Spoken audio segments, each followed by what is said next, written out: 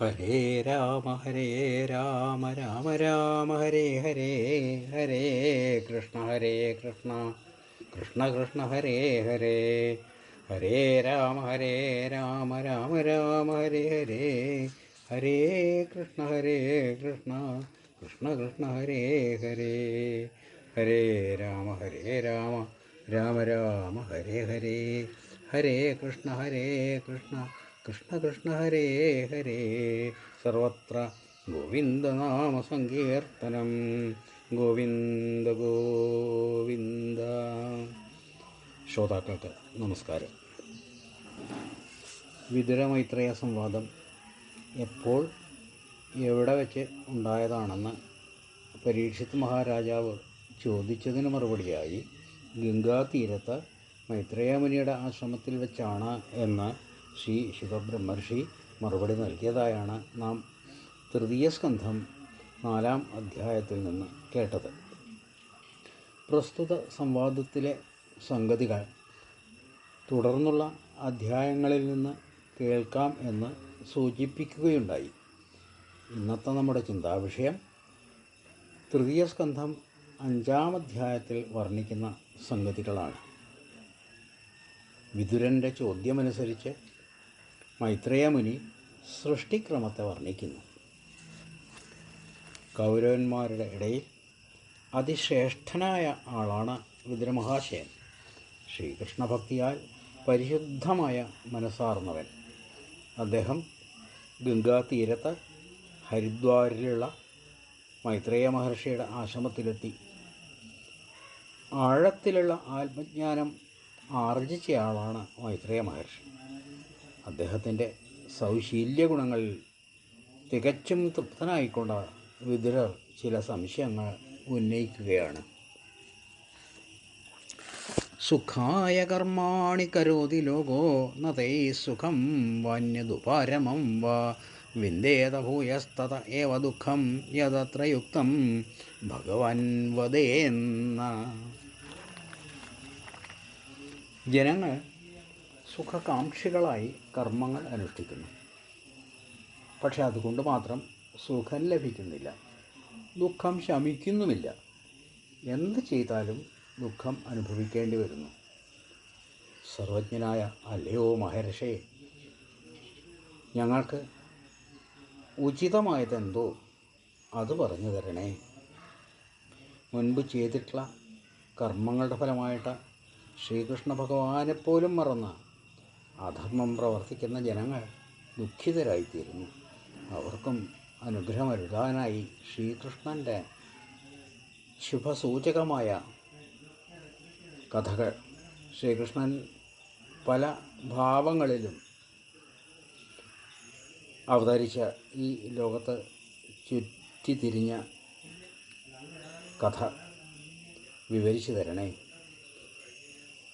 ശ്രീകൃഷ്ണൻ്റെ മംഗളാത്മകമായ മൂർത്തികൾ ഈ ലോകത്ത് ചുറ്റി സഞ്ചരിക്കുന്നുണ്ടല്ലോ എന്ന് വിതുരർ പറഞ്ഞു. മൈത്രേയനെ പോലുള്ള ഭഗവത് ഭക്തന്മാരെ ഉദ്ദേശിച്ച് തന്നെയാണ് അങ്ങനെ പറഞ്ഞത്. തഥ സാധുര്യാദിശവർമ്മശം ന. അതുകൊണ്ട് സജ്ജനശ്രേഷ്ഠനായ അങ്ങ് ഞങ്ങൾക്ക് ആ സുഖമാർഗത്തെ ഉപദേശിച്ചു തരും. സത്വരജസ്തമോ ഗുണങ്ങളുടെയും അവ ചേർന്ന മായയുടെയും നിയന്താവായ, എന്നാൽ അവയിൽ നിന്നെല്ലാം അകന്നു നിൽക്കുന്ന ശ്രീഹരി പല പല അവതാരങ്ങൾ സ്വീകരിച്ചുകൊണ്ട് ഈ വിശ്വത്തെ എങ്ങനെ സൃഷ്ടിച്ചു, പരിപാലിച്ചു, ലോകത്തിന് ഏതുവിധം ഉപജീവനത്തെ പ്രദാനം ചെയ്തു,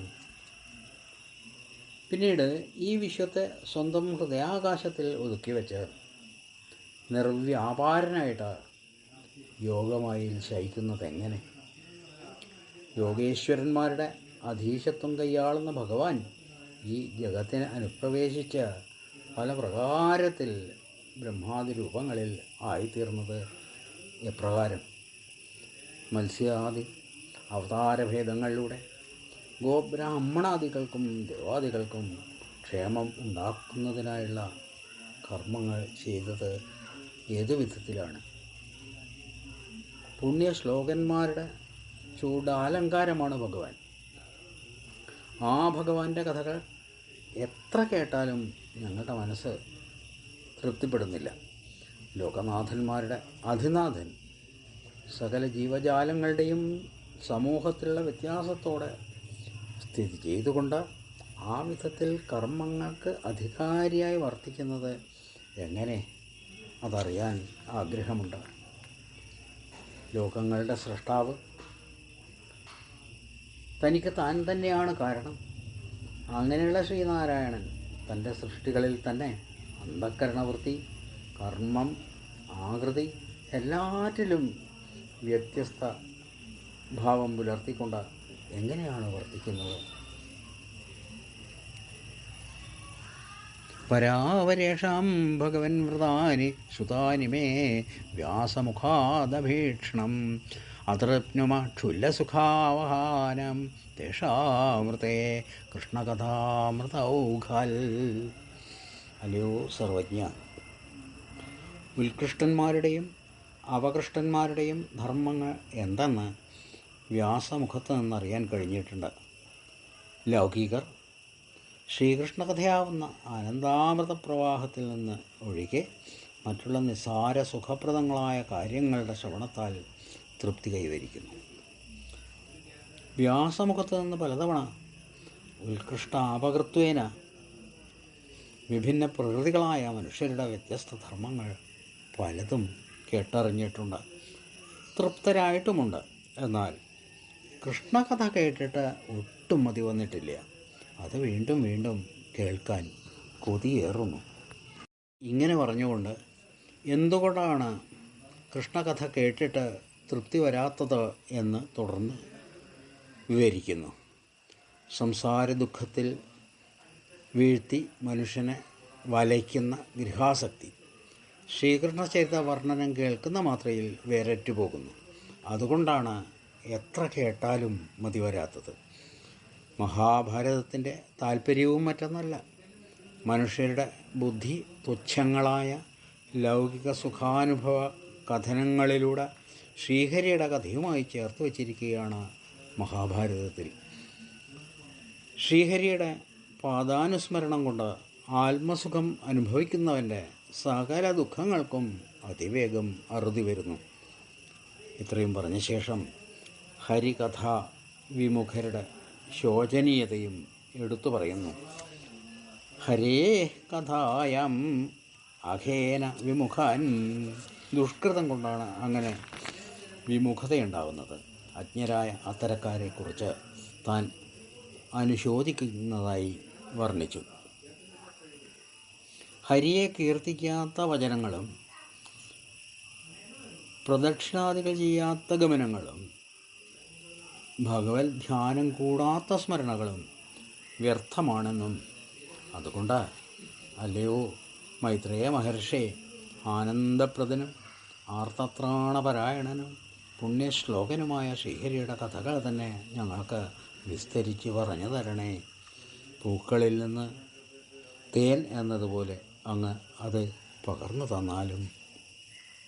ലോക നന്മയ്ക്കായി മനുഷ്യനായി പിറവിയെടുത്ത മനുഷ്യർക്ക് അപ്രാപ്യങ്ങളായ പല ലീലകളും കൊണ്ട് സമ്പന്നമാക്കിയ ഭഗവത് ചരിതം കീർത്തിച്ചാലും എന്ന് വിദുരർ മൈത്രേയ മഹർഷിയോട് പ്രാർത്ഥിച്ചു. ശ്രീ ശുകബ്രഹ്മർഷി പറയുന്നു: സ ഏവം ഭഗവാൻ പൃഷ്ട ക്ഷത്ര കൗഷാരവോ മുനി പുംസാം നിശ്രേയസാർത്ഥേന തമാഹ ബഹുമാനയൻ. വിദുരർ ഇപ്രകാരം ചോദിച്ച അവസരത്തിൽ സർവജ്ഞനായ മൈത്രേയ മഹർഷി മനുഷ്യനന്മയെ ലാക്കാക്കിക്കൊണ്ട് വിദുരരെ ആദരിച്ചുകൊണ്ട് പറയാനാരംഭിച്ചു. 18 മുതൽ 22 വരെയുള്ള ശ്ലോകങ്ങളിൽ വിദുരരുടെ ചോദ്യത്തെ പ്രശംസിച്ചുകൊണ്ട് ധർമ്മരാജാവിൻ്റെ അവതാരമായി വിദുരർ ജനിക്കാൻ ഇടയായ പൂർവകഥ സ്മരിച്ചുകൊണ്ട് തന്നോട് ശ്രീകൃഷ്ണ ഭഗവാൻ ആജ്ഞാപിച്ചത് പ്രകാരം ഈശ്വരലീലകൾ ഓരോന്നായി ക്രമത്തിൽ വർണ്ണിച്ച് കേൾപ്പിക്കാൻ തയ്യാറായി. വിദുരർക്ക് ജ്ഞാനോപദേശം ചെയ്യാൻ ഭഗവാൻ തന്നെ മൈത്രേയ മഹർഷിയെ ചുമതലപ്പെടുത്തിയതായി വ്യക്തമാക്കി. ആ ജ്ഞാനോപദേശ ആരംഭത്തിൽ വിതുരരുടെ ചോദ്യങ്ങളെ അഭിനന്ദനപൂർവ്വം അംഗീകരിച്ച ശേഷം സർവേശ്വരൻ്റെ സൃഷ്ടിലീലകളെ വർണ്ണിക്കാൻ ആരംഭിച്ചു. സൃഷ്ടിക്ക് മുമ്പുള്ള സ്ഥിതിയെ വർണ്ണിച്ചു. ഭഗവാൻ ഏക ആസേതമഗ്ര ആത്മാത്മനാം വിഭു. ഈ ദൃശ്യപ്രപഞ്ചം സൃഷ്ടിക്കുന്നതിന് മുമ്പ് സമസ്ത ജീവൻ്റെ കാരണസ്വരൂപവും ഉടമയും ആയ പരമാത്മാവ് മാത്രമായിരുന്നു. ആത്മാവ് അഥവാ ആ കേവല തത്വം മായ അതിൽ തന്നെ വിലയിച്ചിരുന്ന അവസരത്തിൽ ദ്രഷ്ടാവ് ദൃശ്യം എന്നൊന്നും ഉള്ള വിഭിന്ന പ്രതീതി ഉണ്ടാക്കിയിരുന്നില്ല. ദൃശ്യം മായാകാര്യമാണ്. മായയാകട്ടെ സൃഷ്ടിക്ക് മുൻപ് ഈശ്വരനിൽ ലീനമായിരുന്നു. ഭഗവാന്റെ ഇച്ഛാശക്തി തന്നെയാണ് മായ. ആ ശക്തി കൊണ്ട് ഈ ദൃശ്യപ്രപഞ്ചത്തെ സൃഷ്ടിച്ചു. മഹത്ത് എന്ന ആദിതത്വം, ഈശ്വരാംശമായ ജ്ഞാനം, അതിൽ ചിദാഭാസം, സത്വാദിഗുണങ്ങൾ, കാലശക്തി എന്നിവ ചേർന്നിരിക്കുന്നു. അതുതന്നെ ഈശ്വര സങ്കല്പത്തിനനുസരിച്ച് രൂപപരിണാമം വന്ന് അഹന്തത്വമായി മാറിയതായി വർണ്ണിച്ചു. മഹത്തത്വത്തിൽ നിന്ന് രൂപാന്തരം പ്രാപിച്ച അഹന്തത്വം അഥവാ അഹങ്കാരതത്വം ആകാശാദി പഞ്ചഭൂതങ്ങളുടെയും ശ്രോത്രാദികളായ ഇന്ദ്രിയങ്ങളുടെയും മനോമയങ്ങളായ അധിഷ്ഠാന ദേവതകളുടെയും സൂക്ഷ്മസത്തയാണ്. സൃഷ്ടിയുടെ ഉപാധികളായ കാര്യകാരണ കർത്തൃത്വങ്ങൾക്ക് ഇത് ആസ്പദമായിത്തീരുന്നു. കാര്യം എന്ന ശബ്ദം കൊണ്ട് അധിഭൂതവും കാരണം അധ്യാത്മവും കർത്തൃത്വം അധിദൈവവുമാണ് സൂചിതമായിരിക്കുന്നത്. അഹന്തത്വത്തിൻ്റെ പിരിവുകളെ അടുത്ത ശ്ലോകം മുതൽ വർണ്ണിക്കുന്നു. അഹന്തത്വം സാത്വികം, രാജസം, താമസം എന്നിങ്ങനെ 3 വിധം. സത്വഗുണപ്രധാനമായ അഹന്തത്വത്തിൽ നിന്ന് മനസ്സുണ്ടായി. ഇന്ദ്രിയാധിഷ്ഠാന ദേവതകളും സാത്വികാഹങ്കാരത്തിൽ നിന്ന് ഉത്ഭവിച്ചു. ഈ ദേവതകളെ നിമിത്തീകരിച്ചാണ് ശബ്ദാദി വിഷയങ്ങൾ വ്യഞ്ജിക്കുന്നത്. ജ്ഞാനമയങ്ങളും കർമ്മമയങ്ങളുമായ ഇന്ദ്രിയങ്ങൾ രാജസ ഗുണപ്രധാനമായ അഹന്തത്വത്തിൽ നിന്ന് ഉണ്ടാവുന്നു. ഭൂത സൂക്ഷ്മത്തിൻ്റെ കാരണമായ ശബ്ദം തമോ ഗുണപ്രധാനമായ അഹന്തത്വം സംബന്ധിച്ചുള്ളതാണ്. ശബ്ദഗുണത്തിൽ നിന്നുണ്ടായ ആകാശം എന്ന ഭൂതം കാലം, മായ, ചിദാഭാസം എന്നിവയുടെ ചേർച്ചയുള്ളതാണ്. ഈശ്വരൻ്റെ വീക്ഷണത്തിന് വിഷയീഭവിച്ച് ആകാശം പരിണാമം പ്രാപിച്ചു. സ്പർശം എന്ന ഗുണമുണ്ടായി. അത് രൂപാന്തരം പ്രാപിച്ച് വായു എന്ന ഭൂതം സംജാതമായി. ആകാശത്തോട് വായുവും ചേർന്ന് രൂപപരിണാമത്താൽ തേജസ് എന്ന ഭൂതത്തിൻ്റെ ഉത്ഭവം സംഭവിച്ചു. വായുവും തേജസ്സും ഒന്നിച്ച് കാലം, മായ, ചിദാഭാസം എന്നിവയുടെ സമ്മേളനത്താൽ ജലം എന്ന ഭൂതം രൂപം കൊണ്ടു. തേജസ്സോടുകൂടി ചേർന്ന ജലം ഈശ്വരവീക്ഷണത്തിന് വിഷയീഭവിച്ച ഗന്ധം എന്ന ഗുണത്തോടു കൂടിയ പൃഥിവീഭൂതത്തെ ആധാനം ചെയ്തു. ഈ ആകാശാദി പഞ്ചഭൂതങ്ങൾ കാര്യകാരണതയാ പരസ്പരം ബന്ധപ്പെട്ടിരിക്കുന്നു. അതായത് ആകാശത്തിൻ്റെ ശബ്ദം എന്ന ഗുണം വായുവിൽ ചേരുന്നു. അപ്പോൾ വായുവിൽ 2 ഗുണങ്ങൾ. അതുപ്രകാരം അവ ചേരുമ്പോൾ തേജസ്സിന് 3 ഗുണങ്ങൾ, ജലത്തിന് 4, പൃഥിവിക്ക് 5 വീതം ഗുണങ്ങൾ ഉള്ളതായി വർണ്ണിച്ചു. ഏതേ ദേവാ കലാ വിഷ്ണോ കാലമായാംശലിംഗിന നാനാത്വാൽ സുക്രിയാനീശ പ്രോജോ പ്രാഞ്ജലയോ വിഭവ. സർവേശ്വരൻ്റെ അംശങ്ങളും കാലം, മായ, ചിദാഭാസം എന്നിവയുടെ ലക്ഷണങ്ങളായ വികാര വിക്ഷേപ ചേതനകളോടുകൂടിയവയുമാണ് തത്വദേവതകൾ. അന്യോന്യബന്ധമില്ലാത്ത ഒറ്റതിരിഞ്ഞിരിക്കുന്നവ. അതിനാൽ പ്രപഞ്ച സൃഷ്ടി സാധിക്കാനാകുന്നില്ല. അവർ കൂപ്പുകയോടെ സർവേശ്വരൻ്റെ മുമ്പിൽ തങ്ങളുടെ വ്യഥ അറിയിക്കുന്നതാണ് തുടർന്നുള്ള ശ്ലോകങ്ങളിൽ വർണ്ണിക്കുന്നത്. അതിങ്ങനെ സംക്ഷേപിക്കാം. ആദിയിൽ കാലശക്തിയുടെ വ്യാപാരം കൊണ്ട് വിക്ഷോഭം സംഭവിച്ച സത്വാദികളായ ത്രിഗുണങ്ങൾ ചേർന്ന മൂലപ്രകൃതിയിൽ ചിച്ഛക്തിയെ വിശ്വപ്രകാശകമായ ഊർജസ്സിനെ ഈശ്വരൻ പുരുഷരൂപേണ ആധാനം ചെയ്തു. അതിൽ നിന്ന് മഹത്തത്വം, അഹങ്കാരതത്വം എന്നിവ ഉണ്ടായി. അവ സ്വഭാവ വ്യത്യാസമുള്ളതാണ്, പരസ്പര ചേർച്ചയില്ലാത്തതും. അതുകൊണ്ട് തന്നെ തത്വാധിഷ്ഠിത ദേവതകൾക്ക് വിശ്വസൃഷ്ടി സാധ്യമാകാതെ വന്നു. അസംഘടിതർക്ക് രചനാത്മക ശക്തി ഉണ്ടാവില്ലല്ലോ. അതിനാൽ തത്വദേവതകൾ പ്രപഞ്ച സൃഷ്ടിക്കായിട്ട് ജ്ഞാന ക്രിയാശക്തികൾ തങ്ങൾക്ക് തന്നരുളണമെന്ന് ഈശ്വരനോട് പ്രാർത്ഥിച്ചു. തത്വദേവതകൾ അതിനായി ഈശ്വരനെ സ്തുതിച്ചു. ഭക്തിയോഗത്തിൻ്റെ പരമോന്നതമായ നിലയെ പ്രകാശിപ്പിക്കുന്നതാണ് തത്വദേവതകളുടെ സ്തുതി.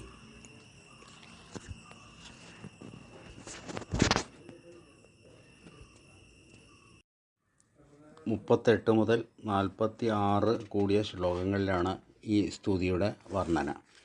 നമാമതേ ദേവപദാരവിന്ദം എന്നിങ്ങനെ ലീലാമയനായി പ്രകാശിക്കുന്ന ഭഗവാന്റെ പാദപങ്കജത്തെ വണങ്ങിക്കൊണ്ട് സ്തുതിക്കാൻ ആരംഭിക്കുന്നു. ഒരു കുട പിടിച്ചാൽ സൂര്യാതപത്തിൽ നിന്ന് രക്ഷ നേടാൻ സാധിക്കുന്നു. അതുപോലെ ഭഗവാന്റെ പാദകമലങ്ങളെ ആശ്രയിക്കുന്നവർക്ക് ആധിഭൗതികം, ആധ്യാത്മികം, ആധിദൈവികം എന്നീ താപത്രയത്തിൽ നിന്ന് രക്ഷ നേടാൻ കഴിയുന്നു. യോഗിമാർ സംസാര ദുഃഖത്തെ അകറ്റുന്നു. ഭവദുഃഖത്താൽ ആത്മനിഷ്ഠമായ സുഖം ലഭിക്കുകയില്ല. അതിനാൽ ജ്ഞാന ഐശ്വര്യ നിലയമായിരിക്കുന്ന ജ്ഞാന ആനന്ദാത്മകമായ തൃച്ചേവേടികളെ ഞങ്ങൾ ആശ്രയിക്കട്ടെ. പാപ വിനാശകരമായ ജലം നിറഞ്ഞ ഗംഗയുടെ ഉറവിടമായ ഭഗവത്പാദത്തെ ഞങ്ങൾ ശരണം പ്രാപിക്കുന്നു. ശ്രദ്ധയോടും ഭക്തിയോടും കൂടി യാതൊന്നിനെ ധ്യാനിച്ച് വിഷയവിരക്തിയാൽ ശക്തി സംഭരിച്ച് തത്വാവബോധത്താൽ സ്ഥിരപ്രജ്ഞരാകുന്നതിന് സാധിക്കുന്നു എങ്കിൽ അതിന് സഹായകമായ ആ പാദാബ്ജത്തെ ഞങ്ങൾ ശരണം പ്രാപിക്കട്ടെ. സൃഷ്ടിസ്ഥിതി ലയങ്ങൾക്ക് വേണ്ടി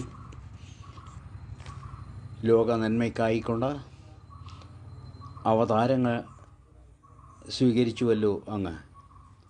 ആ പാദപത്മത്തെ സ്മരിച്ചാൽ ഭക്തർക്ക് രക്ഷ കിട്ടുന്നു.